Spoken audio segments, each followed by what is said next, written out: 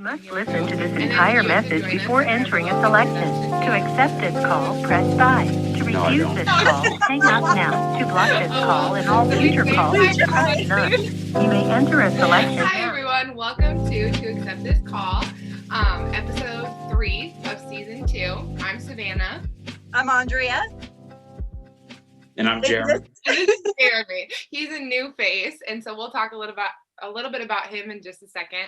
But we're so happy to have him here with us today on the podcast.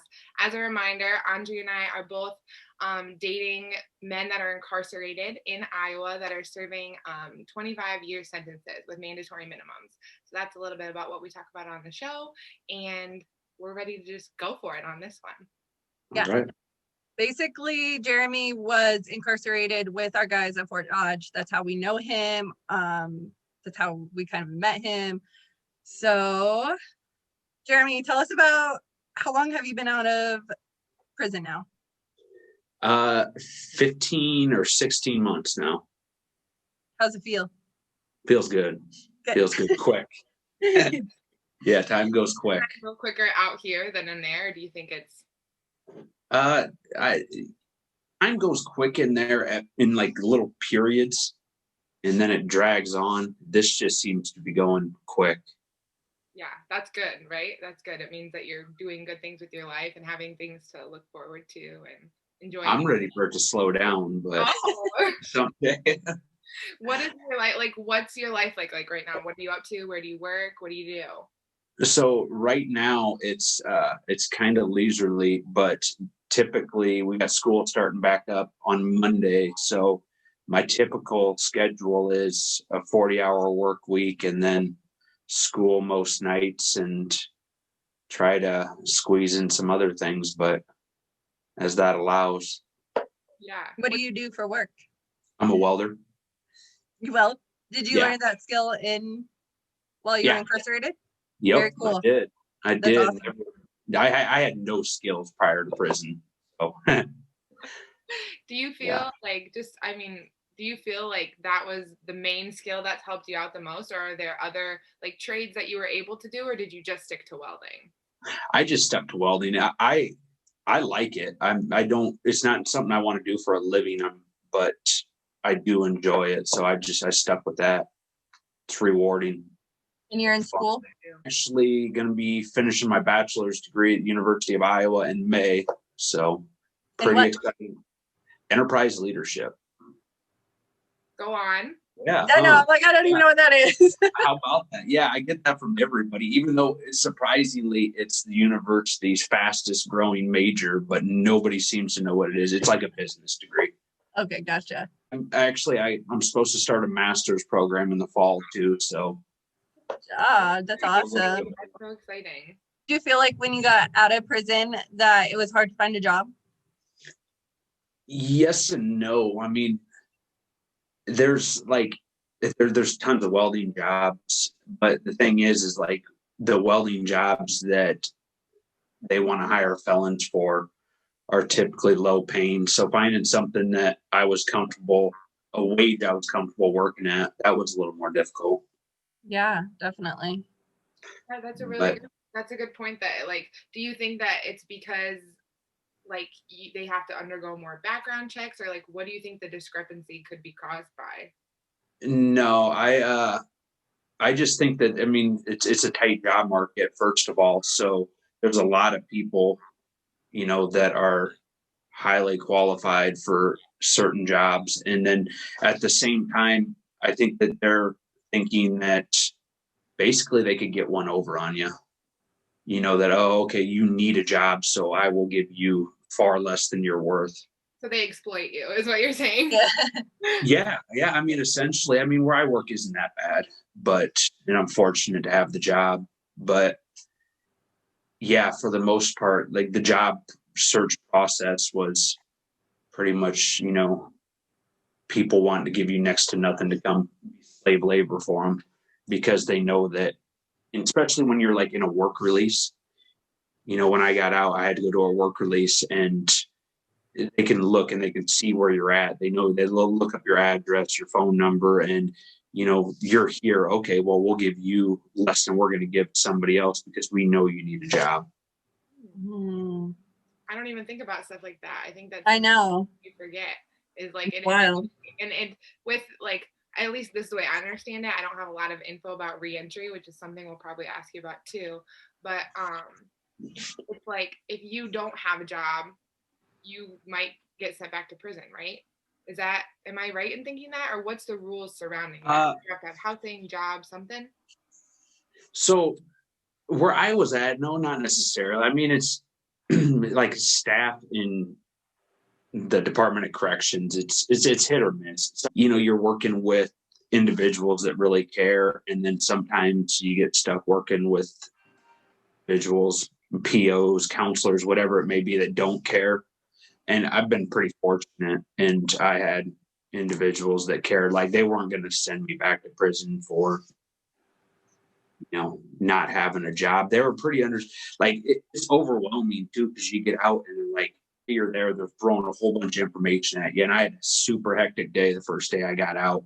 And then the next day they're like, okay, do orientation and then go hop on a bus and go get 3 applications a day. And you've got this certain amount of time that you can be out. And I've never rode a bus before. Like, bus system is like new to me. And I'm like, oh my God, what am I going to do? Crazy. And it's overwhelming, but they were pretty understanding about that. Like, I remember getting out and it was like, I'd go to like Walmart or Target and I'd be like a 4-hour nap afterwards because it's like overload with everything that's going on. And I think that it's more people that don't want to do things. They're just not going to put up with it. But if they see that you're putting in an effort, they're not going to. Yeah. Like penalize you. Yeah. As long as you're putting in the effort, it's like whether you're successful or not in that effort, it's just like kind of like when you give a gift, it's the thought that counts, right? Yeah. Yeah, kind of. Yeah. And you get freedom. I don't know if you ever knew him. His name was Juan. Yeah. That was roommates with Ben. So when he got out, I remember he called, he was checking up on us and he goes, I'm so nervous to like go out and do everything. He's like, I just have this feeling that like when I go to Walmart, everybody's just going to stare at me because they know I just got out of prison and that I'm a felon. And then he calls me a couple days later and he's like, man, nobody's looking at me. Everybody's like paying attention to their phones and clothes and stuff. Is that how you felt too? Like, did you feel like when you went back out into the world that people were going to be like,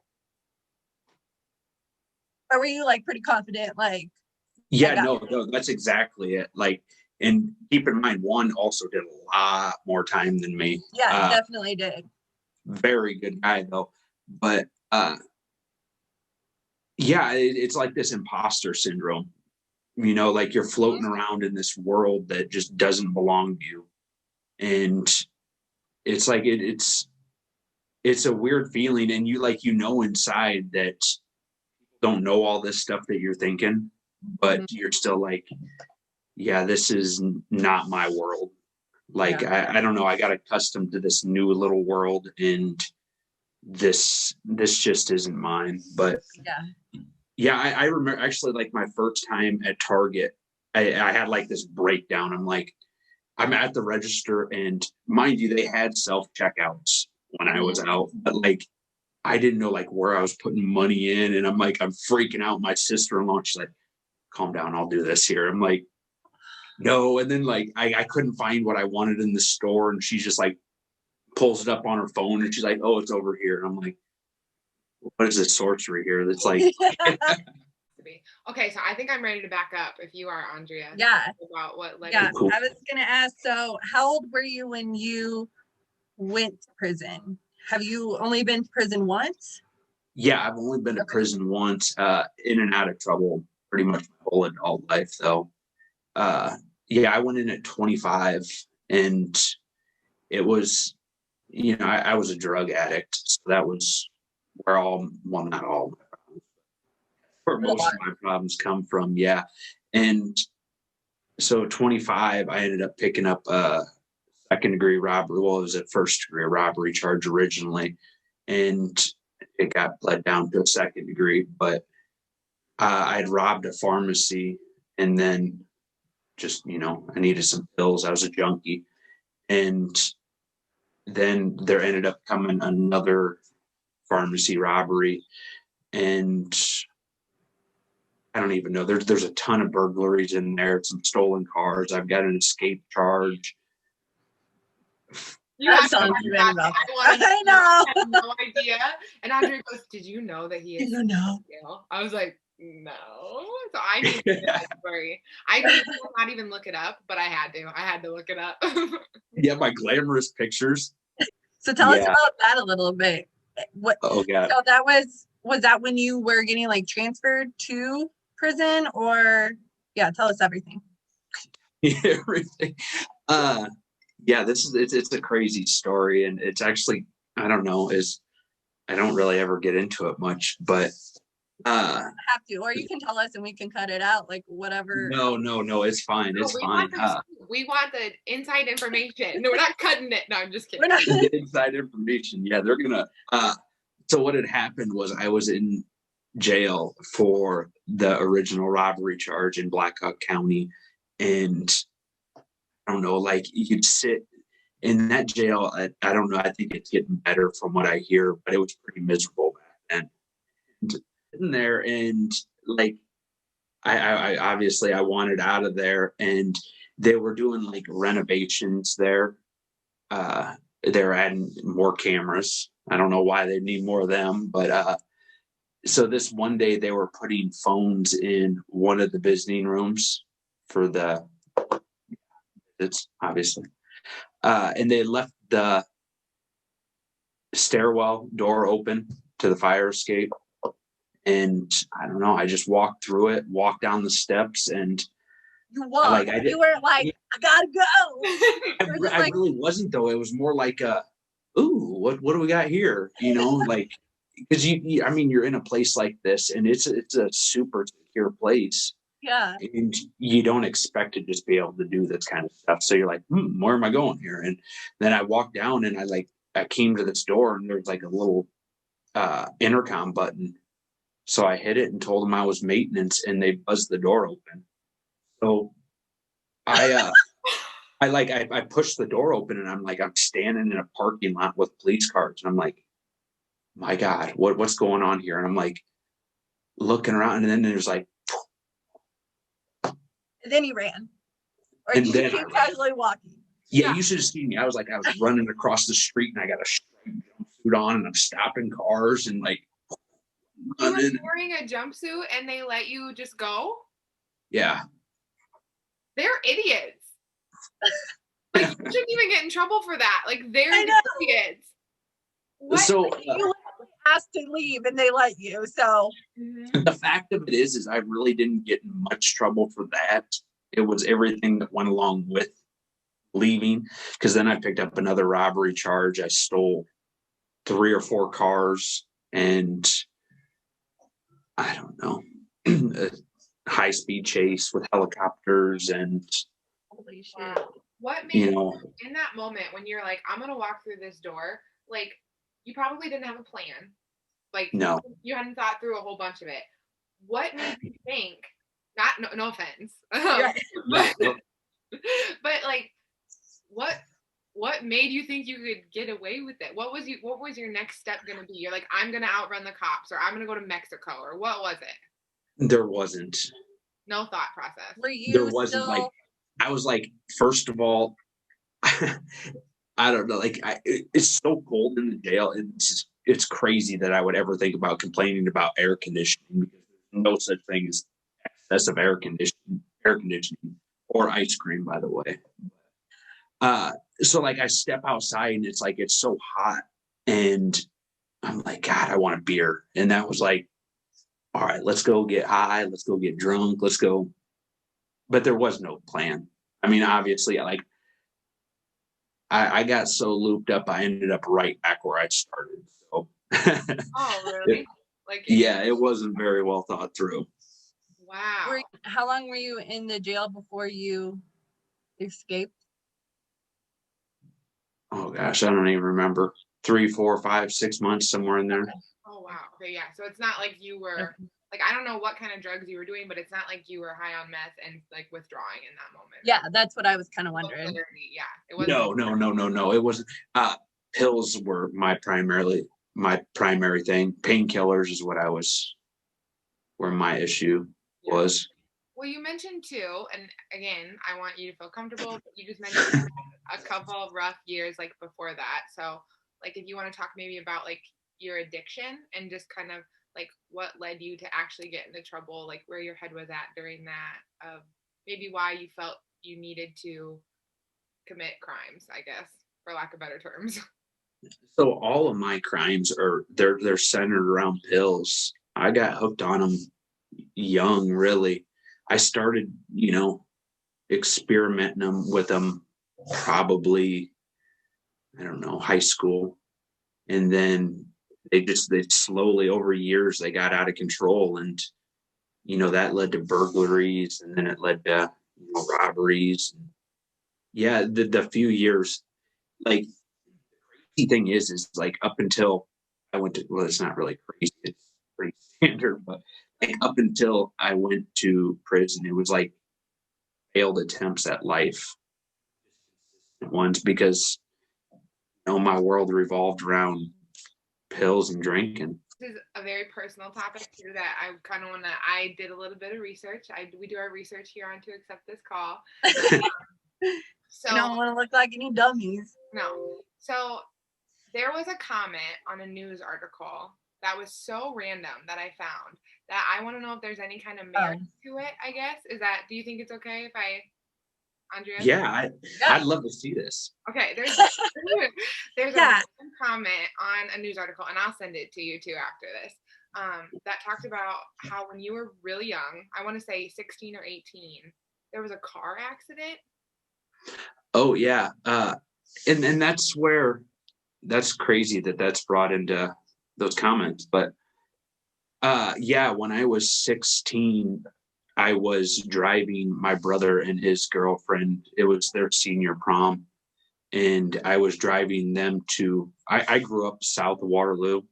So like we went to Waterloo for everything. If you needed to do something, you had to go to Waterloo, the booming metropolis of Waterloo. But so after their prom, I had agreed to be their DD and drive them to Waterloo to get breakfast. And as we were pulling into the parking lot of the Perkins there, we were owned by a drunk driver, and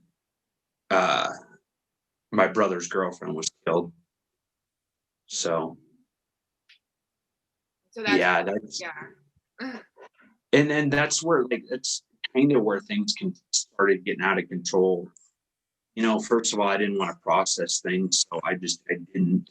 And also, at that time, pills were so readily available, and doctors were willing to give them to you for just about anything. So it's like, you got one doctor that wants to give you sleeping pills because you're going to need help sleeping, and another one wants to give you Xanax because you're going to have anxiety, and then you're banged up a little bit, so then they want to give you painkillers, and you can ride that train for years.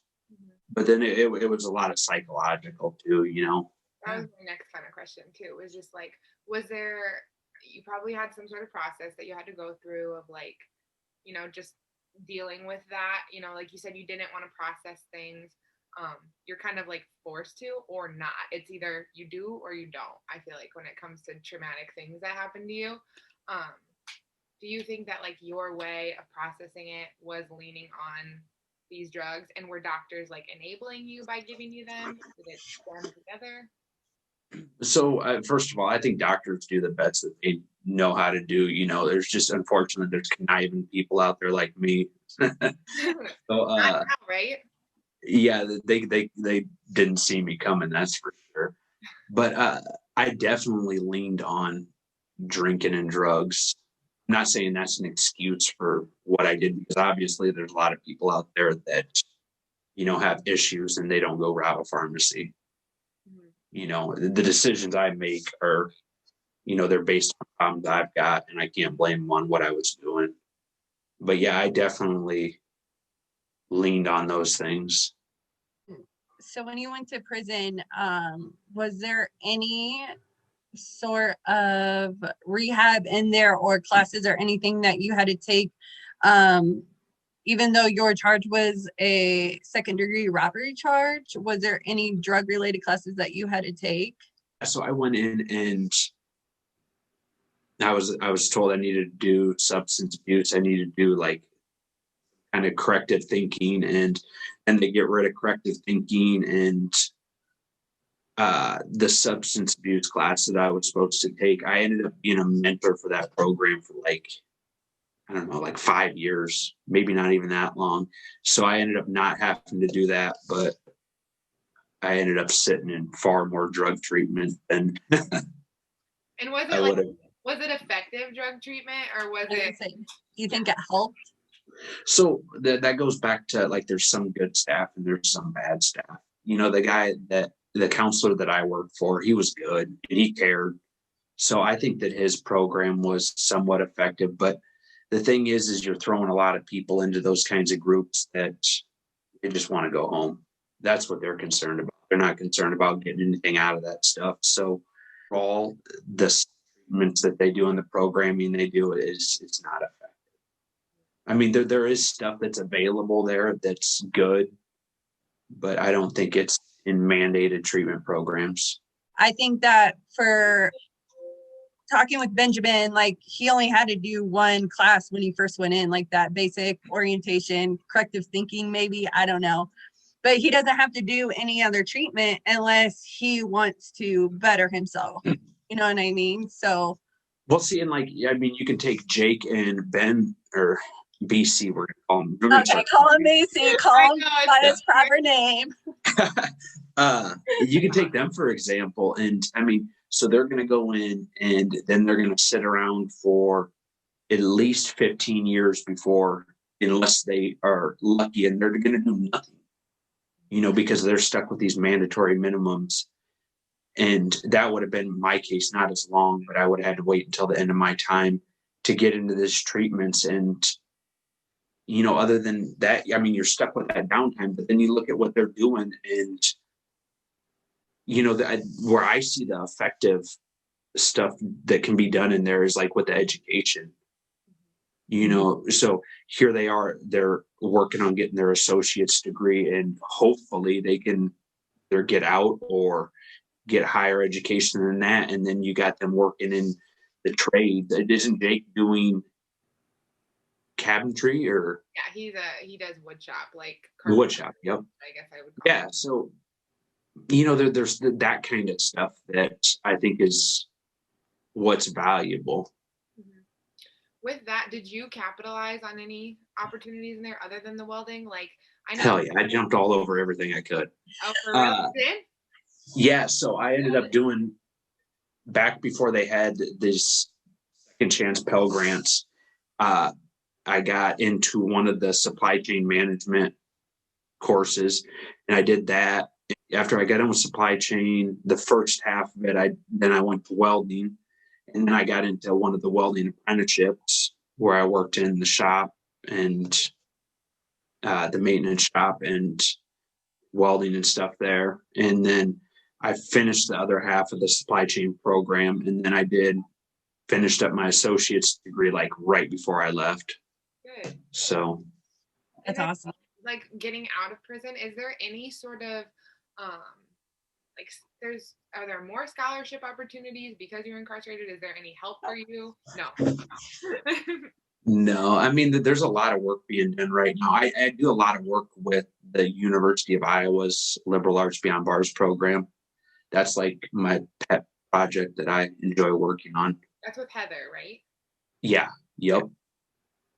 And she's great. I mean, like, you got those kind of people out here, and Heather like beat down the university's president's door and like, all right, let's get this guy here. And so awesome.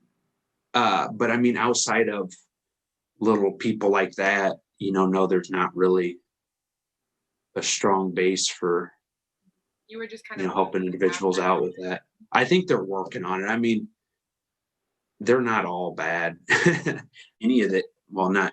Most of the individuals within like the Department of Corrections, they're not bad and they're well intentioned.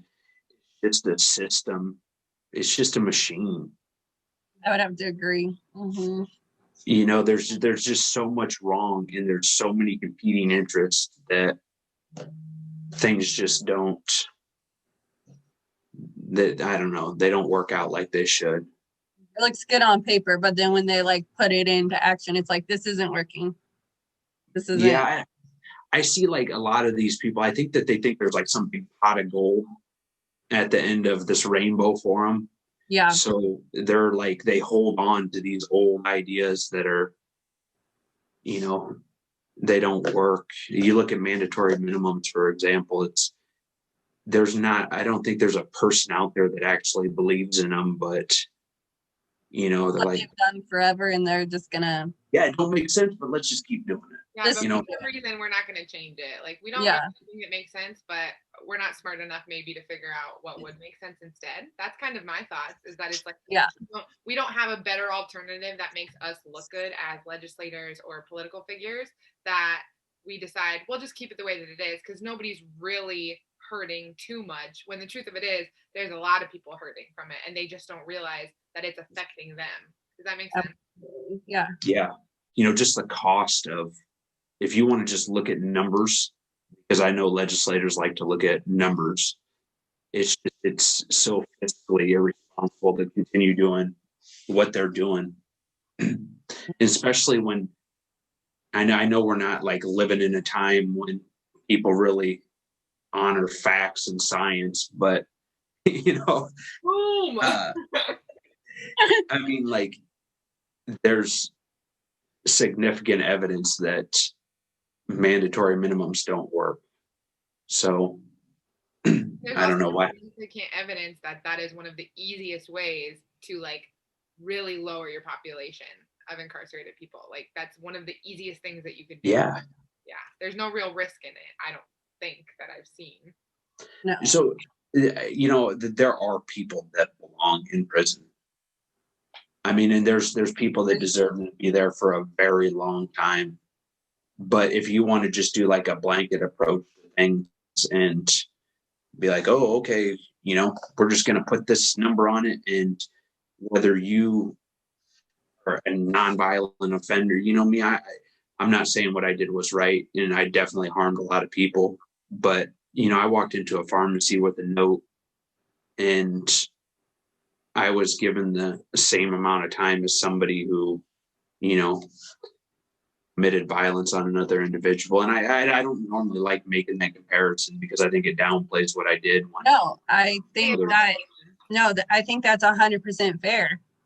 100%, you know, like,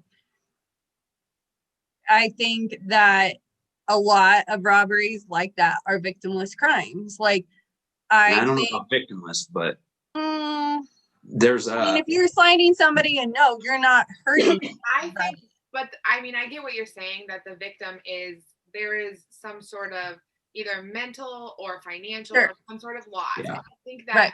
what maybe you're trying to say, no, I'm not going to speak for you, but what I've noticed, and we've said a lot, is that person over property, but in some cases Right. it seems that they value property over people. Exactly. Yeah. That's Yeah. what I'm saying as far as like a victimless crime is that it's not damaging an actual person, you know. So Yeah. Property. I think that there's a better way of looking at those things, and you know, the people that need to be in prison, put them there. And you know, me, I needed to personally go. It's not for me to decide how long I should be there, because I'm going to make my own judgments about, you know, how I'm punished for the wrong I do. But you know, I look at so many individuals that I was in there with, and it's like, on now, you know, maybe they needed to come, but give them something positive to do while they're here. Help them build a life for when they leave, and then let them go. Yeah. You know, there's people like Jake and BC, and it's just like they come in, they do what they need to do, and then it's like, okay, now go ahead and sit here and rot for the next 10 years. Talk about like, because I have personally, like, Jake's friends that I've talked to, and like Aundrea and I have talked to, and said there's not, I think, a single person in there who's like a good person who has said, man, I should never have gone to prison. I feel like that is a common mentality of, no, I needed to come here. And I don't know if you would agree with that, but it seems that the people who have truly made transformations feel that way, in my opinion. Right. Yeah, yes and no. I mean, there is a lot of people in there that are like, oh, I don't deserve to be here. I didn't do it. And Yeah. but normally when you hear that, you're like, my God, you need to be here. Yeah. But That should be like the ultimate test. yeah, exactly. Like, Yeah, no, for should the be most part, Accountability. people Yeah. go there and they take accountability, and I guess I don't even know about for the most part, but a good chunk of people, they go in there, they take accountability, they've got plans for after they leave, and and they've got good support systems. What is the tangible and physical difference that you can see in somebody who has support while they're incarcerated and somebody that doesn't? And what does that look like? Like, how does it manifest on a person inside? I mean, the support's crucial. I mean, you walk around and some people you're like, and I hate to say this because everybody has a little bit of good in them. I'm a firm believer in that, but Absolutely. There's some people that walk around and you're like, yeah, I get why nobody talks to you, and it's sad, but then you see some people and they've got nobody out there beyond like financial support, which is, I hate to say it, it's pretty big in a place where you make 53 cents an hour and everything costs the same as it does out here. Mm-hmm. There's like this idea that you guys are given everything you guys need. Yeah, you're given meals that are not nutritious. You're given hygiene that, I mean, you can't use. I mean, you can't. It doesn't work. Yeah. And then everything you want. I mean, it costs money. If you want to watch TV, you got to have money. I mean, if you want to do anything, you want to listen to music, you got to have money. These things are just given you in there. And,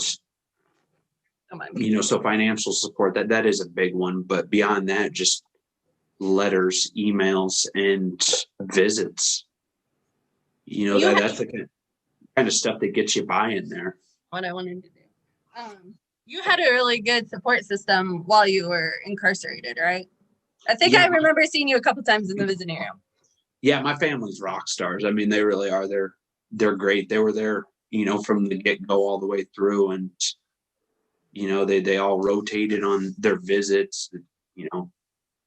Around the holidays and birthdays, everybody would come up, and phone calls regularly and emails regularly.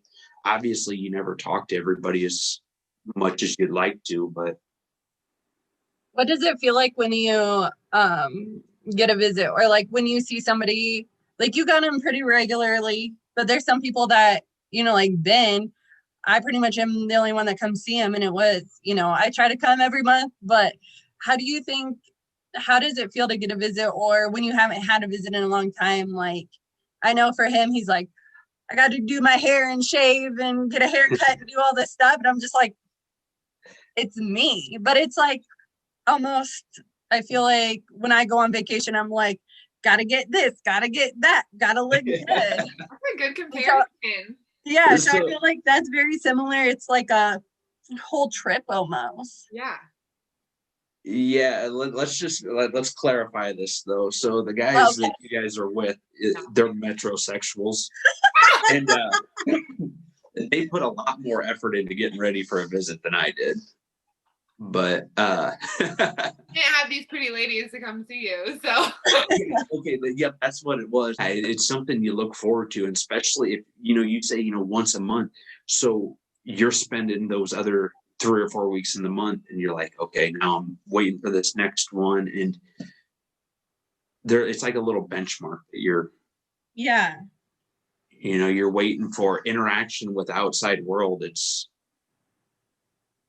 when you were incarcerated, was there people in your life that you sort of wished had stayed in contact with you, that you were like, man, it'd be really good to hear from this person, and you were like maybe disappointed that they didn't, or anybody that started to and then fell off? Like, what does that feel like? Yeah, that's a consistent thing, especially like around the topic of women. You know, there's like ones you're like, oh, I really wish I could hear from this girl, and then or one might come around and then they're gone, and it's like a roller coaster. Same thing with even friends and certain family members. It's like the people that are in my life are the people that need to be in my life, and that's cool. And beyond that, no hard feelings. Yeah, and the people that you were maybe like, at least I know Jake feels this way, but like the people that he was hanging out with prior to going to prison anyways are not the kind of people that he will want to continue those relationships with. He's not going to call up his buddy like from when he was 18 and be like, hey man, what's up? Because he's probably still doing that same dumb stuff, So, I mean, have you had people that have tried to come into your life now that you're free and been like, man, I missed you, or anything like that you're just like, really? You did? Yeah, absolutely. And I don't know. I don't hold like hard feelings about that stuff because, especially being out here, you're like, you realize how life happens. And I don't pick up the phone all the time. I don't send letters all the time. I mean, it's not easy stuff to do. So I don't hold grudges about that stuff. But, there's definitely people that pop in and it's like, Yeah. Deuces, I'm good. I don't really need nothing against you. I'm just, you don't work with the same kind of program I'm trying to work. So. Yeah, you're just not on the same level. I wanted a little, and you called our boyfriends metrosexuals. First of all, are they gay? Like, what's the? No, I'm just kidding. Everybody in prison is gay, right? I'm just gonna make like just their hair. They both spend more, especially Jake. They spend way too much time on their hair. He's telling me, and he's losing it, and he'll be mad if I say that. So it's like, why did you? Like every time you touch it, you pull it out. So. Oh my gosh. That's so funny. But like, how? Go ahead. Yeah, I was just gonna ask, like, and you can like. I think I mean, me and Ben have been together for almost like 6 years, coming up 5 years. I don't know, something like that. I've lost track. So I feel like I know him pretty well, but I'm not constantly around him. And I know the living environment is different, but like, he'll tell me like stories about, because right now he doesn't have a cellie. So, he's loving it. He's loving it, and he is thriving. He's loving it, and he's got cleaning supplies everywhere. And it's spotless. Yeah, see, Yeah. And I'll say like stuff like that. I'm like, I'm messy. Like right now, my bed does not have sheets on it. There's dog toys all over. Like, he ain't gonna have that when he gets out. Yeah, and he's like, it's fun, babe. It's you. It's not another guy. Like, and I'm just like, no, but you don't understand. Like, I'm a messy person and you are not. So like, tell us kind of like how they are. Like, I know BC has like mood swings every other day. Like, tell me like your insight of him, and you can be real and honest. I always enjoyed BC's mood swings. Like, I don't know, and his erratic sleep schedule. No, he's better, but oh my God. I don't know. Him and I were a lot the same. I mean, just a whole bunch of the little quirks that we have, like the OCD and the cleaning and up and down in prison. And yeah, I don't, they're two guys, honestly, I have nothing bad to say about. And nothing. I have a lot to say. Yeah, I was like, how can you not have bad things to say? But yeah, no, honestly, like they've always been good to me, and they're men that stand on their words, which is important in there. And Jake's always on the go. Just there's nonstop activity in his life. He's crazy. There are things that, what do I want to say, like Ben's OCD or his erratic sleep schedule, or the way he does something in there. Do you think that carries over into when he gets out in the home life? Did you take a lot of things like, I got to make my bed every day, or I got to do this every day? And Because were I you learned that that way habit. Wait. So making your bed every day is OCD? I can't tell you the last time I made my bed. Well, babe. No, but I'm Okay. just saying, like, is there specific habits that you picked up there that, whether they're good or bad, and brought them into? Yeah, absolutely. The OCD I can't shake. Really? And do you think that somebody before? Yeah. What's that? Were you that way before prison? I don't know. Like, I wasn't as particular, Okay. but yeah, kind of. Okay. So it might be a habit that, like, kind of everybody picks up in. Not everybody. Not everybody. There's some dirty people in there. I've heard. Yeah. I don't know, schedule. I'm still like, I don't know. I'm really particular about.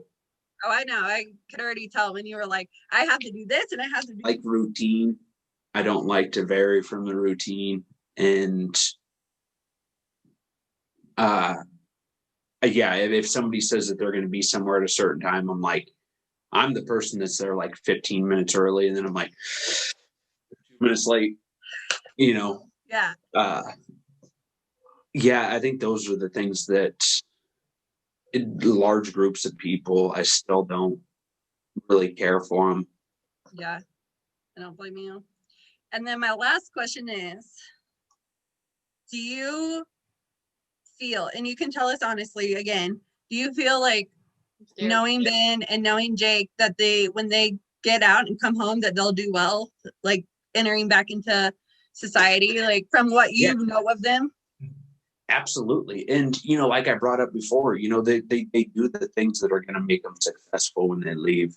And you guys talk to Brianna a lot. Brianna, am I saying that right? Brianna. And I mean, you can add Colin to that list too. And, everybody amongst that whole little circle there, they do the things that are, going to make them successful when they get out. They've got a game plan and they've got a support system. And keys, huh?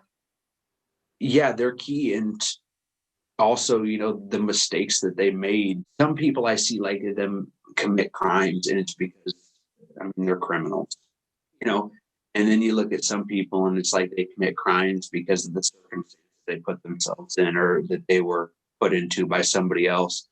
And I think that that's where Jake and Ben and Colin, they all fall into, is that, the circumstances they were in led to them committing the crime, and whether they needed prison to stop those circumstances continuing or whatever it may be. I tell Ben all the time prison saved his life, because I'm pretty sure there were 3 other guys with him and 2 of the guys are dead from just keeping up that lifestyle. So I'm like, prison saved your life, bud. Like, yeah, believe it or not. But what do you think are, like, talking more about like re-entry back into society, what do you think are the things that are really going to challenge not just Jake and Ben? Like, what challenged you? What was something that you were like, man, I don't know if I can do this, like a really kind of, this is hard sort of time after or scary? So like the biggest thing for me when I got out was going to this work release. I was on the honors with Jake and Ben, and I wouldn't say we had, free reign, but we had privileges. And it's like, then I go to this place and I'm like, I'm out in society, but I've got far less privileges and more rules than I did in there. You're around this staff for 24 hours a day for years on end. And so you develop like a little rapport with them. And for the most part, most of them will just leave you alone. And then you go to this new place and they're all on you. And it's like, just leave me alone. I don't want to be around you guys. And I don't want to be around people. And so, you're thrown into that. That's a challenge in itself. But then, you're walking around in this world where, that cars, there's these things called cars, automobiles. And everybody's got them except for like people in these facilities. You can't drive where I was at. And a lot of people get out and they don't have transportation. I mean, they don't have a vehicle. So how are you going to get a good job if you don't have transportation? And then you move on to employment. If you're going to work for, $10 an hour, most people are going to go back to what they know. So finding good employment with, a good livable wage is important. Do you think that the halfway house is like a necessary step? Do you think it helped you, or do you think it hindered you more than anything? Yeah, for some people, I mean, the way actually a halfway house system is set up is it was never designed to be a required, me, it was mandatory for my sentence that I had to transition out to a work release, and it'll be for men too, and that's not the way these were set up. They were set up for people that have issues with housing and people that hard time finding employment. They're supposed to be there to assist in those areas, and those weren't areas that I had issues with. And how long did you have to do that for? I got out in September and I got out in January. About 4 months, that's all. Yep. But I mean, that was quick pace through it. Not all of them are that long. And, some people I know, they go to them and they're out within, just a short period of time. Some people depends where you're going. From them and go right back to jail. I always used to wonder when somebody's like, "Oh, I'd rather just discharge my sentence than go to the work release." And I'm like, "No, give me the chance. I'm going to the work release," and I did. But after being in one now, I get it. I remember getting out and I'm like, I'm sitting in this work release and I'm like, I remember I emailed my mom and I'm like, I'll be honest with you, I just want to go back to prison. I'm like, I miss my friends. This place is horrible. I'm overwhelmed. I just need, and I don't know, like I kind of get people that would rather spend more time in prison than go to one of those places. Wow. Because you're still on parole? Yeah. Okay. And what? Yeah, I've got a few more years there. Like, and my POC even says it, dude. She's like, I have no idea why. She's like, I can literally, I have to ask for supervisor approval just to move you through the level system. Like, otherwise, the way the system's set up, you would never progress through here. I mean, you would just eventually maximum restriction all the way until you discharged. So what are your rules? Like, what rules do you have to follow? So I just actually last week I moved to level 2, which is you go from, when I got out of the work release, I had to, and the parole board accepted where I was going to go live. And so, I mean, it's easy restrictions that 10 o'clock curfew, I had to go to my parole officer's office once a week and have a conversation with her. I had to call, they call it colors, which is like a UA line. And so I would have to do that Monday, Wednesday, and Friday I would have to call. I had to go in there and pee 3 times a week. So like I had to, my Monday, Wednesday, and Friday, I had to make sure that I had time each of those days to go over there in case I had to. Well, that makes sense. A schedule person too. Yeah, kidding. Well, I mean, it sucked because then you're trying to schedule classes and stuff like that. You're like, oh, hey, I guess I got to account for this random thing, and I got to make sure I call Monday, Wednesday, and Friday. But then, so I got the curfew.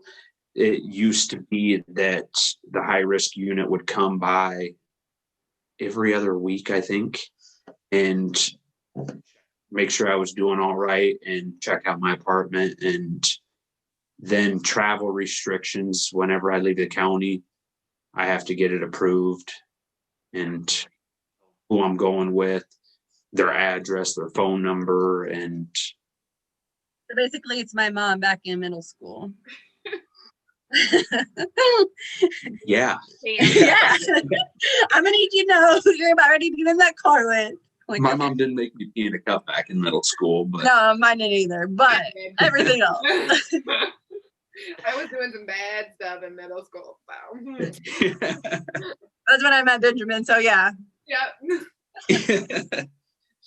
All the time. But yeah, I don't know. Things are like they've lightened up. I see my PO now every other month, and nobody comes by in the middle of the night and wakes me up to just say hi and do a breathalyzer. You would do that? Yeah, they seriously do that. I mean, the people that would come around, they were fairly nice, but it's like, man, I got to get up at 4 a.m. Like, Yeah. I'm not here to chat. Do you think you drink alcohol again, or that's your choice? No, that ship sailed for me. I don't know. It doesn't appeal to me anymore. Any of that stuff. It caused too many problems to be an idea I want to humor anymore. Do you have anything else we didn't touch on? No, you guys are pretty thorough. I know. Do you have what's like so our podcast is aiming to break the stigma surrounding having relationships, whether familial, romantic, with people incarcerated, as well as educate on the system and like provide support. So based on that, so like keeping that in mind of like what our mission statement is, I guess, for lack of a better word. What's your takeaway? What's my takeaway? Yeah, or like how, go ahead and answer that question, then I'll have one last question. I don't know how to answer that question. That's okay. Okay, how about this question? Like a takeaway as far as like being incarcerated, now out in the world, what would you like to like break the stigma of how people think or react when it comes to when you tell people, hey, I was in prison? Like, what do you wish people would stop judging on, basically? I'd like to see a little more compassion around this situation. And we talked about it a little earlier. There's like this just general idea. Everybody just has all these big general ideas about what these people are. And, there's a whole bunch of good underdog stories that come from those places too. You don't got to just like look at everything in such general terms, and to take things more as like a case by case basis, judge somebody by what they're doing, not always what they've done. Well, thank you so much for joining us, Jeremy. It was a pleasure. Thank you so much. Thank you for having me. And thanks for like sharing, giving people more insight and like hopefully, like you said, like more compassion. You are literally like a real life Cinderella story of prison, like going Cinderella story. Yeah. Not as pretty. Okay. Not as pretty. You didn't lose shoes, but you went from being this kind of piece of shit person to like this awesome human being that's like ready to change his life, never is going to drink again. Like, you have your shit together, and I think that's super important for people to see and witness and like see these success stories. For sure. So, and if you 1 minute remaining. For anybody who's listening, watching, whatever, we have a group chat with Jeremy, so we can contact him and he can answer our questions. If you have more questions for him, he will answer our questions. Nice. You can email us at toacceptthiscall@gmail.com. Follow us on Facebook and Instagram at toacceptthiscall, and Twitter is just acceptthiscall. Yes. So that's it. We'll see you guys on the next one. Bye. Bye.